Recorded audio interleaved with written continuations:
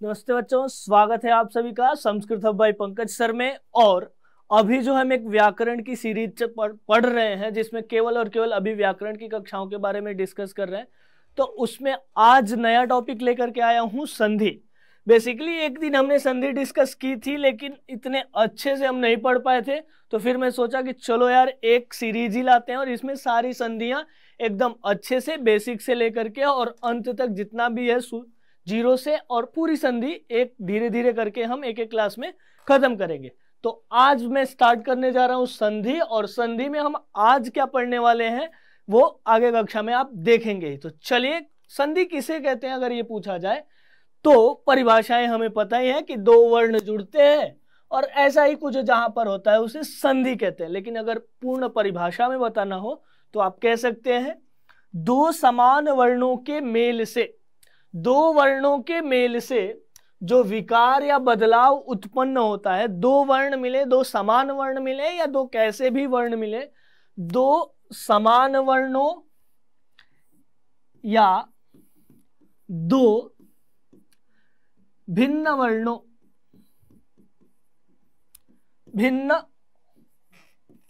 वर्णों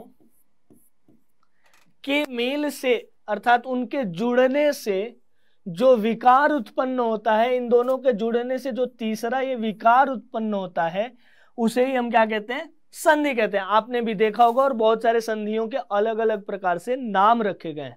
चलिए तो अब देखते हैं, जैसे एग्जाम्पल क्या है भाई, यहाँ एक एग्जाम्पल देखते हैं फिर चलेंगे कितने प्रकार की संधियां होती हैं, क्या होती है। यहां अगर देखा जाए, इनके अगर वर्णों का विच्छेद करें हम तो य प्लस अ प्लस द प्लस ई, यदि हो गया आगे अ प ई। अगर हम इनमें देखें तो ये देखिए आप, ये ई और अ ये दो स्वर वर्ण है, और स्वर किन्हें कहते हैं तो आपको पता ही है, स्वरों को ही एक अलग नाम से जाना जाता है अच, और स्वरों से भिन्न जो व्यंजन होते हैं, व्यंजन उन्हें एक नाम से जाना जाता है हल। तो कोई आपसे पूछ सकता है कि भाई स्वरों का दूसरा नाम क्या है, तो स्वरों का दूसरा नाम होता है अच और व्यंजनों का दूसरा नाम होता है अपर नाम है हल। बेसिकली ये दूसरा नाम है कैसे, तो ये प्रत्याहार पे है। एक दिन कक्षा लाऊंगा जिसमें हम प्रत्याहार बनाना और कितने प्रत्याहार है, कैसे उनकी वैज्ञानिकता है, ये भी देखेंगे।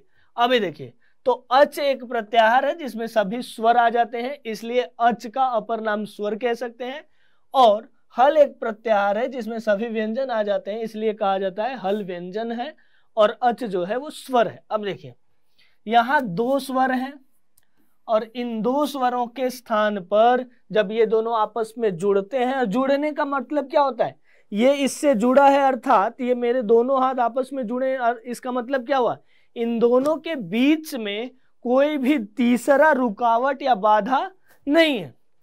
इसी तरह इन दोनों वर्णों के बीच में जब कोई बाधा नहीं रहती है तो ये आपस में एक दूसरे से जुड़ने के लिए अट्रैक्ट होने लगते हैं, और जब ये जुड़ने के लिए अट्रैक्ट होने लगते हैं तो वही अवस्था इनकी संहिता अवस्था होती है, अर्थात ये दोनों अत्यंत समीप हो गए। जब चीजें अत्यंत समीप होंगी तो आपस में जुड़ने लगेंगी, और जब आपस में जुड़ेंगी तो या तो उनमें टकराव होकर के कुछ नया उत्पन्न हो जाएगा, या ये दोनों आपस में मिल जाएंगे, कुछ ना कुछ होगा ही।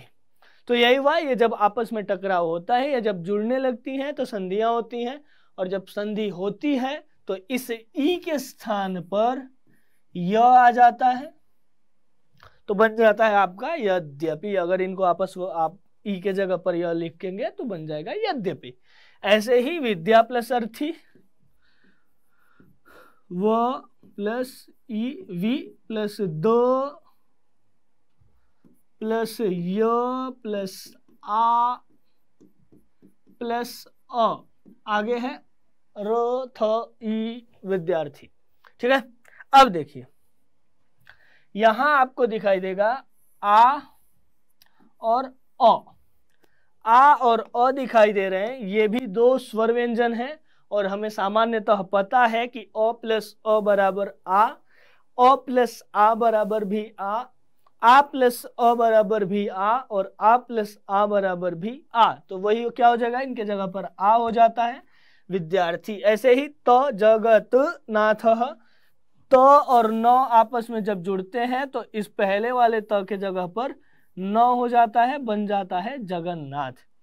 अब ऐसे ही स और श इन दोनों के जुड़ने पर एक संधि होती है शुत्व संधि, तो स के जगह पर श आदेश होता है, बनता क्या है, रामश्येते।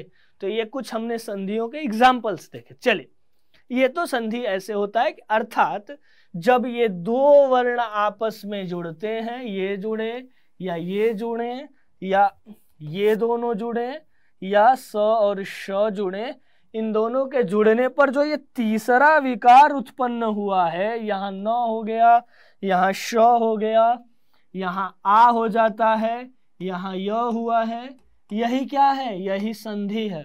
और विकार जो उत्पन्न होता है उसी विकार के नाम पर उस संधि का नाम पड़ता है। अब देखिए, बेसिकली आदेश होता है यण, यण अर्थात य आदेश हुआ है। यण एक प्रत्यार है जिसमें य व र ल वर्ण आते हैं। य आदेश हुआ है तो य क्या है, हल है, इसका नाम होना चाहिए था हल संधि, लेकिन नहीं नहीं नहीं, ये भी अच संधि ही है। क्यों, क्योंकि इनके जगहों पर हो रहा है। चलिए अब देखते हैं भाई संधियां होती कितनी है, संधियों का भेद क्या है। तो अगर संधि के भेद की बात की जाए तो अलग अलग जगह पर आप अलग अलग नाम पढ़ेंगे, अलग अलग मत पढ़ेंगे कि इतनी संधियां होंगी, लेकिन वो सभी मत इसी में समाहित हैं। हम अपने किताबों में पढ़ते हैं कि 3 प्रकार की संधियां, कौन कौन सी भाई, स्वर संधि, व्यंजन संधि और विसर्ग संधि। इसे ही आप कहेंगे अच संधि, अच संधि,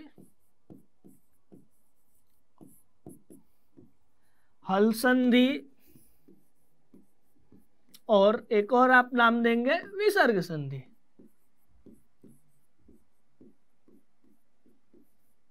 चलिए, ये सब हमें पता है। अर्थात जब अचों के बीच में, दो अचों के बीच में आपस में कुछ होता है, जब संबंध बनेगा, आपस में जुड़ेंगे, तो जो तीसरा उत्पन्न होगा वो सब कुछ अच संधि के अंतर, अर्थात दो अचों के बीच का जो व्यवहार होगा।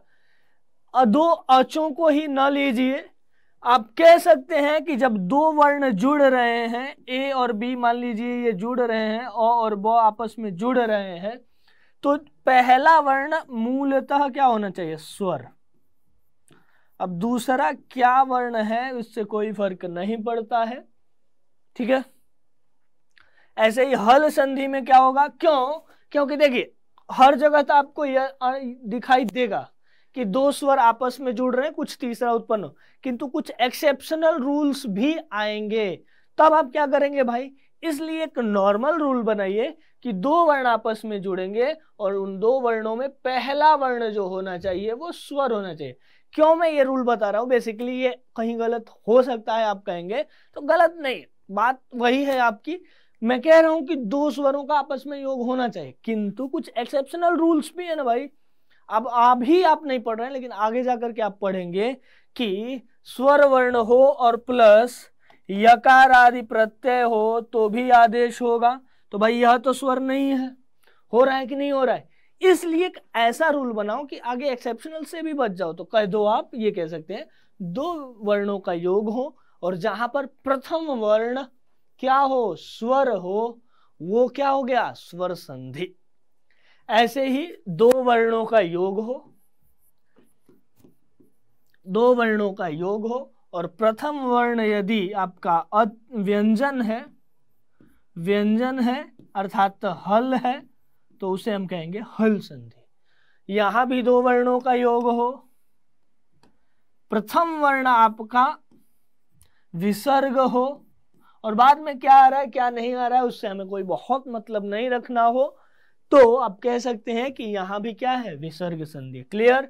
चले, इस नियम के अनुसार अगर देखा जाए तो अनेक प्रकार की संधियां आपको दिखाई देंगी, अनेक प्रकार की संधियां आपको दिखाई देंगी। जैसे अच संधि में ही आपको अनेक नाम दिखाई देंगे। अच संधि में आपको नाम दिखाई दे सकता है यण संधि, पहली संधि।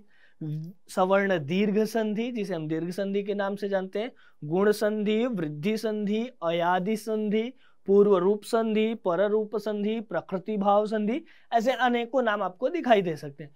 यहाँ पर आप व्यंजन संधि में आएंगे तो आपको ष्टुत्व संधि, ष्टुत्व संधि, जस्त्व संधि, पहले वर्ग के स्थान पे 5वां वर्ण आना, ऐसे ही अनुस्वार संधि, अनेक पर सवर्ण संधि, अनेक संधियां आएंगी। ऐसे ही विसर्ग में आप जाएंगे तो विसर्ग में भी अनेक संधि आएंगी। इन्हें आप नाम सुन करके डरिएगा मत, सबको हम एक एक करके क्लियर करते जाएंगे, सबको पढ़ेंगे, ठीक है।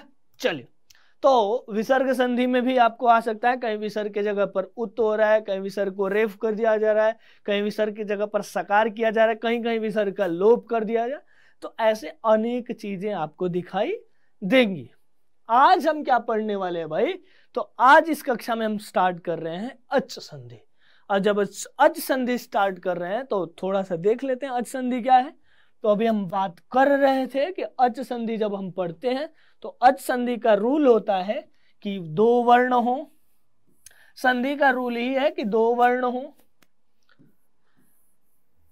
2 वर्ण, और वर्णों में जो पहला वर्ण होगा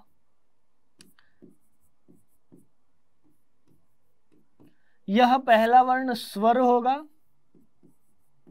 स्वर, और इसका योग जो होगा वो अचों के साथ, ये होता है नॉर्मली, यही दिखाई देगा, किंतु सिर्फ और सिर्फ यही होता है ऐसा नहीं है। आपको कहीं कहीं ऑब्लिक में डाल के लिख देता हूं, कहीं कहीं आपको व्यंजनों के साथ दिखाई देगा, ठीक है। चल, तो इस प्रकार पे अब फर्क कहां पड़ेगा, अर्थात विकार कहां उत्पन्न होगा, तो विकार कभी कभी इन दोनों के जगह पर उत्पन्न होगा, कभी कभी सिर्फ और सिर्फ इसके जगह पर उत्पन्न होगा, और कभी कभी क्या होगा, नो चेंज भी हो सकता है, अर्थात किसी के जगह पर विकार उत्पन्न न हो और एज इट इज रह जाए। एक के जगह यहां हो गया, दोनों के स्थान पर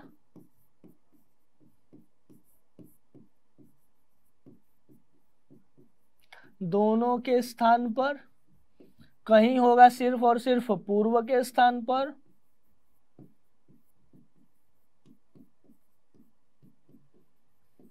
और कहीं कहीं आपको नो चेंज दिखाई देगा, अर्थात जैसी स्थिति थी, जैसे आप दोनों को जोड़ना के लिए आपने रखा था, जैसे इक्वेशन बनाया था, वो एज इट इज रह जाएगा। उसे ही हम कहते हैं प्रकृति भाव संधि, इसी को आप कहते हैं प्रकृति भाव,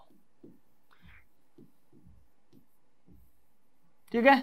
क्लियर है, चलिए आगे देखते हैं। अब देखिए, अच संधि तो हो गया भाई, अच संधि में अब बहुत कुछ आएंगी जिन्हें हम पढ़ेंगे। अब इसको देखा जाए तो अब चलिए अच संधि का अगला विषय क्या है, एक संधि ही स्टार्ट करते हैं। ऐसे देखा जाए तो अच संधि में अनेक नाम आ सकते हैं, यण संधि, अयादि संधि,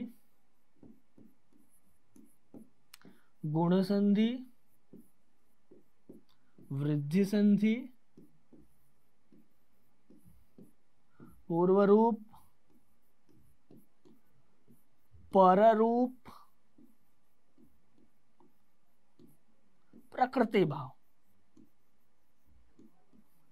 आप इनके नाम से कहीं भी आपको डरने की जरूरत नहीं है, सारी कक्षाएं फिर से होंगी और एक क्लास में, एक वीडियो में 2 संधियां या एक संधि जैसा भी होगा वैसे क्लियर करते चलेंगे, तो आप बने रहिए और क्लियर हो जाएगा। संधि का डर आपका इन 5-6 क्लासों में अच संधि का डर निकल जाएगा। ऐसे ही हल संधि और विसर्ग संधि भी हम एक एक करके क्लियर कर लेंगे, थोड़ा भी डरने की जरूरत नहीं है। चलिए स्टार्ट करते हैं फिर पढ़ना। आज हम पढ़ने वाले हैं सवर्ण दीर्घ संधि। अब भाई ठीक है, सवर्ण दीर्घ संधि पढ़ते हैं। देखो, सवर्ण दीर्घ संधि में आपको 3 बातें ही जाननी है। एक तो आप 2 नाम से कंफ्यूज हो गए। एक नाम होता है, 2 नाम अभी मैं यही समझा देता हूं। एक नाम होगा आपको वृद्धि और एक होगा दीर्घ। इन 2 नामों से आप अपने स्तर पर कंफ्यूज हो सकते हैं, इसलिए पहले ही क्लियर कर लेते हैं। ये जो 2 नाम है तो आप कहीं कहीं पढ़ेंगे कि यार वृद्धि हो रहा है, हमें तो पता है वृद्धि का अर्थ भी पढ़ना होता है, बढ़ना होता है। दीर्घ हो रहा है, यार दीर्घ का अर्थ भी तो बड़ा ही होता है, तो करे तो क्या करे। तो देखिए, तीन लोग हैं जिनका नाम रख दिया गया है वृद्धि, आ, आई और औ। और देखिए दीर्घ क्या है, छोटा था बड़ा हो गया, ये क्या है दीर्घ हो गया। तो जितनों के भी बड़े होंगे, अ है, अब अ को आपने बड़ा कर दिया, आ कर दिया, ई था ये बड़ा हो गया, बड़ी ई हो गया, ऊ में बदल गया, री में बदल गया। तो ये सब क्या है, ये सब दीर्घ संधियां हैं। और जहां कहीं भी आपको संधि में दिखे कि भाई ए हो रहा है, ऐ हो रहा है, सॉरी ऐ हो रहा है या औ हो रहा है, या कहीं कहीं आ के साथ आपको र के साथ दिखाई देगा, ये थोड़ा सा एक्सेप्शनल केस होता है, ज्यादा एग्जांपल्स आपको नहीं दिखेंगे। तो आप क्या समझेंगे इसे कि ये तो भाई वृद्धि का एग्जाम्पल है, दीर्घ नहीं है। क्यों? क्योंकि व्याकरण में तीन लोगों का नाम वृद्धि रखा गया है, आ को, ऐ को और औ को। चलिए अब थोड़ा पढ़ते हैं, सवर्ण दीर्घ संधि पढ़ते हैं। सवर्ण दीर्घ संधि में क्या पढ़ना है हमें? तो सवर्ण दीर्घ संधि का अगर नियम देखा जाए तो नियम है ओ या आ प्लस ओ या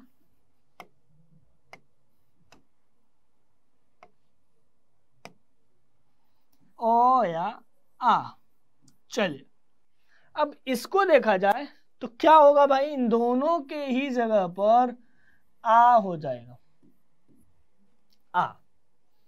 अब ओ या आ, तो यहां देखिए चार कंडीशन बन सकता है। या तो आपको ओ के साथ ओ जुड़ा हुआ दिखेगा, ये पहला कंडीशन। दूसरा कंडीशन क्या होगा भाई, यह जो ओ है वो आपको आ से जुड़ा ही दिखेगा। क्लियर? दो कंडीशन। तीसरा कंडीशन क्या है भाई, या तो ये आ और ओ आपस में जुड़ाई देंगे, ये तीसरा हो गया। चौथा क्या है भाई, ये आ और आ आपस में जुड़ता हुआ दिखाई देंगे। तो ये चार कंडीशन होता है। कहीं से भी ओ हो या आ हो, अगर वह ओ या आ के साथ जुड़ रहा है, उन दोनों में संधियां हो रही हैं, तो उन दोनों के स्थान पर एक आदेश होता है आ। ये था एक नियम। ऐसे ही दूसरा नियम सेम बनेगा, कोई उसमें अलग नहीं है। आप बस ये चार कंडीशन वहां भी लगाइएगा।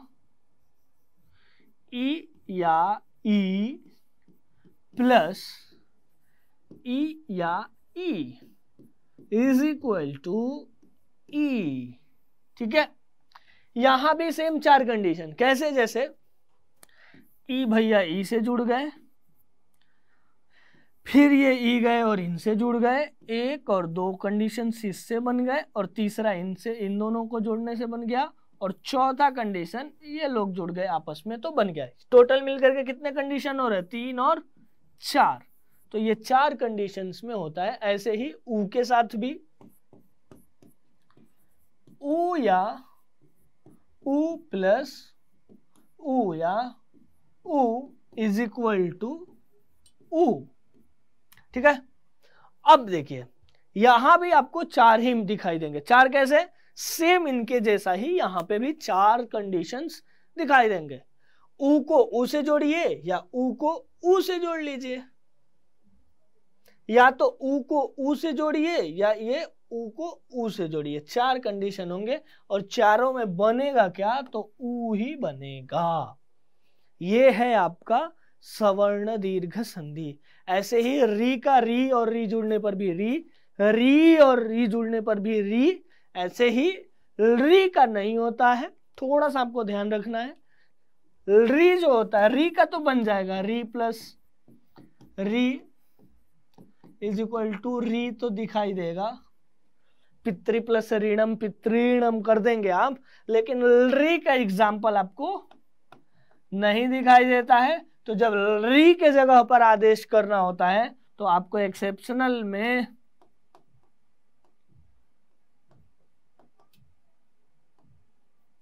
एक्सेप्शनल रूल है। ये एक्सेप्शनल रूल क्या है भाई, कि आपको री के जगह पर भी री आदेश ही करना होगा। ठीक है, चलिए ये अभी आप लोगों के लिए शायद इसके एग्जाम्पल्स नहीं मिलते हैं, आगे कभी मिले तो आप ये समझ जाइएगा कि री का दीर्घ भेद नहीं होता है, इसलिए री के जगह पर अगर आपको दीर्घ कहीं दिखता हुआ दिखाई दे रहा है तो वो री ही होगा। चलिए अब कुछ एग्जाम्पल्स देखते हैं। उदाहरण लिखा हुआ है धर्मार्थ, धर्म प्लस अर्थ, और देखिए धर्म प्लस अर्थ। दूसरा है हिमालय, हिम प्लस आलय। तीसरा है विद्या प्लस अर्थी, विद्या प्लस अर्थी। चौथा है विद्या प्लस आलय।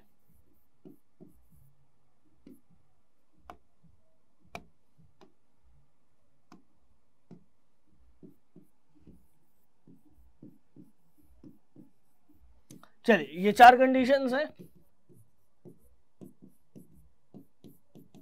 चलिए अब आप वही याद कीजिए पुराना अभी जो हम रूल बनाने से, अ प्लस अ। यहां देखिए अ इसमें है, म में अ होता है, प्लस अ प्लस अ बना क्या आपको धर्मार्थ। अ प्लस अ बराबर आ बन गया। यहां आपको आ दिखाई देगा। यहां देखिए अ प्लस आ आपको दिखाई देगा, आ बन गया हिमा। विद्या आ प्लस अ बनेगा क्या अ, अर्थी विद्यार्थी। और आ प्लस आ भी बनेगा आ। तो टोटल ये चारों एग्जांपल्स आपके चारों वो जो हमने रूल बनाए थे इन चारों पर सेट हो रहे हैं। चलिए आगे देखते हैं भाई। अगला आपका एग्जांपल है ई का। रवि प्लस इंद्र, मुनि प्लस ईश। आप ये विसर्ग रखिए ना रखिए, इससे ज्यादा फर्क पड़ने वाला नहीं है। अभी चलो संधि में हटा ही देते हैं। हाँ चलिए मही प्लस इंद्र, और अगला है नदी प्लस ईश, नदी प्लस ईश। क्लियर है। चलिए इतना होने के बाद अगर हम देखें वही आपका चारों एग्जांपल्स के जो 4 रूल हमने बनाए थे, ई या ई बन के बन जाता है ई या ई बनाता है E plus E is equal to E plus E is equal to भी ई। यहां देखिए छोटी ई और ई मिलकर के बनते हैं ई। बन गया आपका एग्जाम्पल क्या दिख रहा है रवि। ऐसे ही मुनि प्लस ईश, ई प्लस ई तो बन गया मिलकर के ई। यहां देखिए आपको मुनीश। मही ई प्लस ई आपको बनेगा ई। यहां आप देखिए महेंद्र। और नदी E plus E is equal to E. Example है आपका नदीश। क्लियर है। चलिए इतना क्लियर होगा। आगे देखते हैं। आगे क्या है भाई भानुदय। हमें पता है उ प्लस उ, भानु प्लस उदय भानुदय। मैं लिख देता हूं 1-2 एग्जाम्पल्स को। यहाँ भानु प्लस उदय बन गया भानुदय। लघु प्लस ऊर्मी,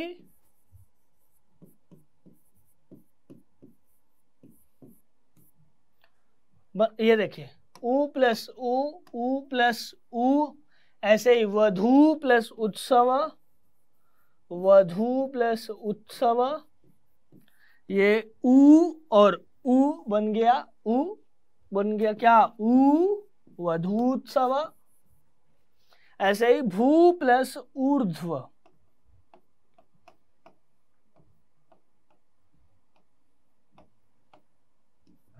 बनता है आपका भूर्ध्व। उ प्लस उ इज इक्वल टू उ। क्लियर है। चलिए ओके। अब एक और दो एग्जांपल्स आपके दिए हैं री वाले, पितृ प्लस ऋणम,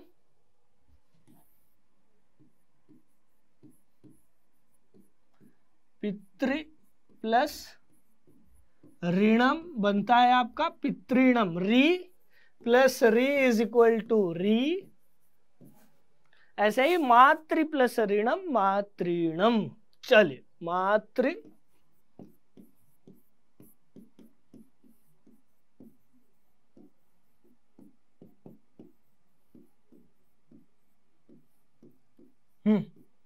ये हो गया हमारा। तो हमने चारों एग्जांपल्स जो ये देख लिए और हमने ये चारों रूल देख लिए कि अ प्लस अ हो, अ प्लस अ हो तो भी अ प्लस आ हो तो भी आ प्लस अ हो, वर्षा वर्षा कैसे भी रख लीजिए, आगे पीछे करके सेम ही बनने वाला है। चलिए अब अगली संधि को देखते हैं भाई। अगली संधि है यण संधि। ये बहुत ही फेमस संधि है और सब लोग इसको जानते हैं, तो इसको देख लेते हैं। इसका क्या होता है, वैसे अगर इसका सूत्र देखा जाए तो कहा जाता है इको यणचि। हमें सूत्रों से डरना नहीं चाहिए, बहुत ही इजी होते हैं, फिर भी मैं बस नाम लिख देता हूँ इको यणचि। इसका अर्थवर्थ आपको बताने वाला अभी नहीं हूं, क्योंकि हम जिस स्तर पे पढ़ रहे हैं वहां इसकी आवश्यकता नहीं है। आप लोग जान जाइए कि ये सूत्र है इको यणचि। चलिए इको यणचि अब सामान्य हिंदी में लिख लेते हैं भाई। इसका अर्थ कहता क्या है, इक के स्थान पर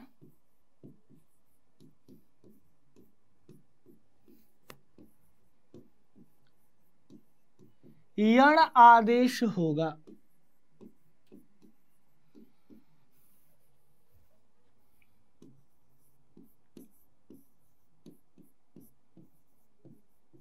अच के पर में रहने पर।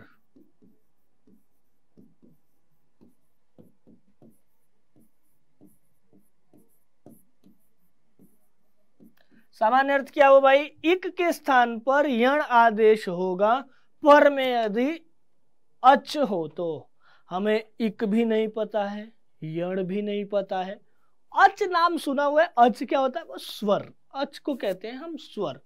तो चलिए इसका नियम इजी, इसको तोड़ के बनाते हैं। इक किसे कहते हैं उससे पहले जान लीजिए। इक जो होता है वो क्या है भाई आपका, इक और यण, ये दो चीज जानने हैं। अच हमें पता ही है कि अच मतलब स्वर, अच जो होते हैं वो स्वर है। इक क्या होता है उसे देख लेते हैं। चलिए इक जो है वो ई उ री और री, इन्हीं चार वर्णों को दिखाने के लिए एक प्रत्याहार बना हुआ है जिसे हम कहते हैं इक। इक कह देने से आपको चार वर्णों का बोध होना चाहिए। कौन कौन से, ई उ री और री, ये क्या है, चार वर्ण हैं जो प्रत्याहारों के अंतर्गत आते हैं। ऐसे ही अब आपको कोई कहे यण, तो यण क्या है भाई, ये भी चार वर्णों को दिखाते हैं, य व र ल, ये भी क्या है, ये भी चार वर्ण है। क्लियर है। तो इक का अर्थ हो गया ई उ री री और यण का अर्थ हो गया य व र ल। तो अब हमें पता चला, अगर इसी परिभाषा को थोड़ा सा तोड़ करके बोले तो हम कह सकते हैं ई उ रील री, इक मीन्स ई उ रील री के स्थान पर यण अर्थात य व र ल आदेश होगा। कब, जब उसके पर में, पर का अर्थ होता है सामने, ठीक है, जैसे ये है इसके पर में क्या होगा, ये है, हाँ, तो सामने या बाद में क्या हो, अच हो अर्थात स्वर हो। तो क्लियर है।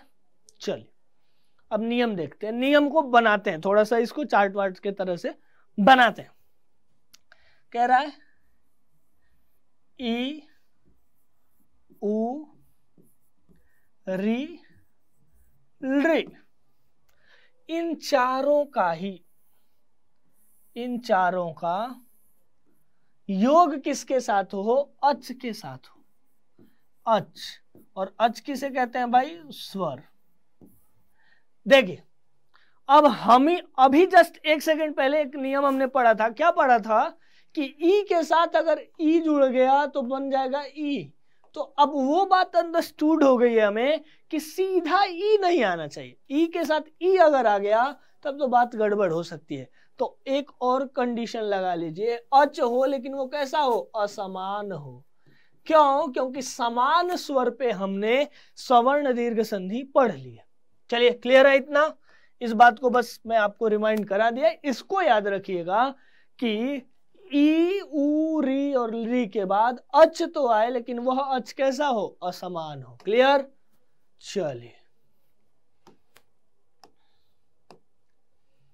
तो ऐसा होने पर क्या होगा भाई, ऐसा होने पर ई के स्थान पर या ऊ के स्थान पर व, री के स्थान पर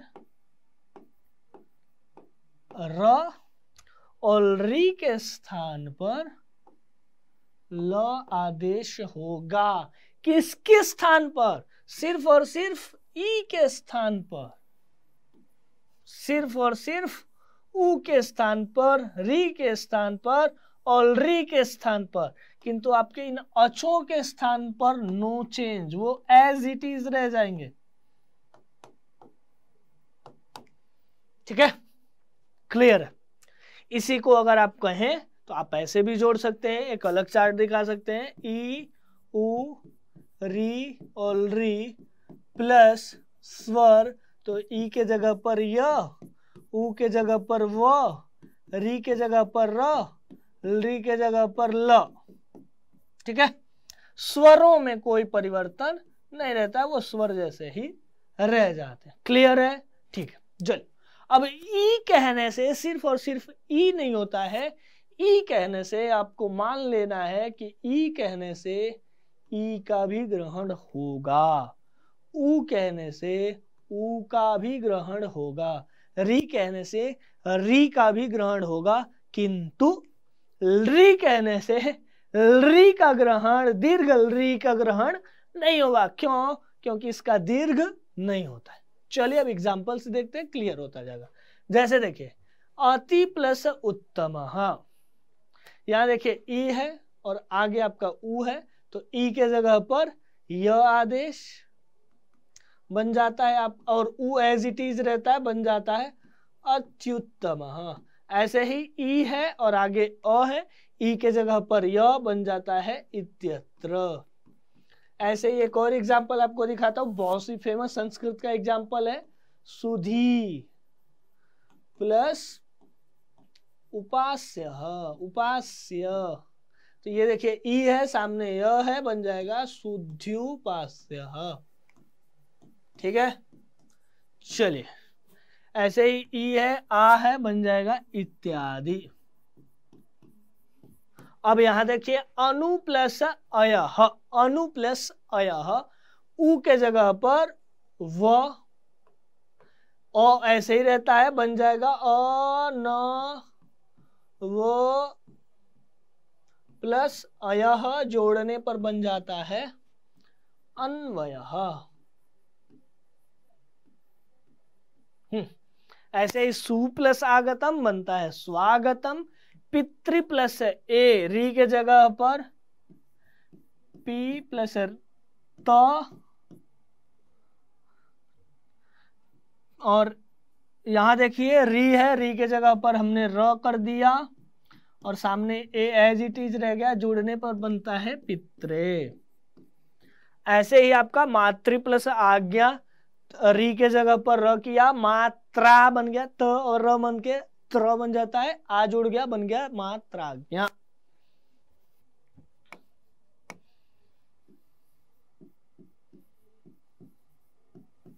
ऐसे ही री प्लस आकार, री के जगह पर आपको ल कर दिया, ल प्लस आकार बन गया लाकार।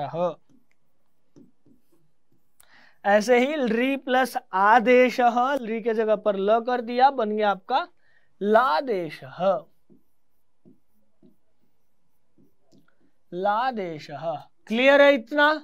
चलिए, तो इस तरह हमने क्या क्या देख लिया आज हमने संधि देख लिया, संधि किसे कहते हैं, संधि का भेद देख लिया, उसके बाद अच संधि देख लिया, और अच संधि में अभी हमने दो संधियों को पढ़ लिया। किन किन संधियों को पढ़ा इस कक्षा में हमने, इस क्लास में हमने पढ़ा है सवर्ण दीर्घ संधि, और इसी के साथ हमने एक और संधि पढ़ ली, कौन सी संधि, यण संधि। आगे की कक्षा में हम पढ़ेंगे गुण संधि और वृद्धि संधि, ठीक है। तो आप तब तक अपने दोस्तों को बताते रहिए कि ये संधि की क्लास स्टार्ट हो चुकी है, आप लोग भी आइए देखिए। और अगर कहीं भी इसमें समस्या है तो आप कमेंट में पूछ सकते हैं, मैं 24/7 आपके रिप्लाई देने के लिए वहां पे बैठा हूं। रिप्लाई मैं खुद देता हूं, इसलिए आप परेशान मत होइएगा। कुछ भी आप पूछ सकते हैं, अगली कक्षा किस पे बने ये भी आप बता सकते हैं। तब तक के लिए नमस्कार।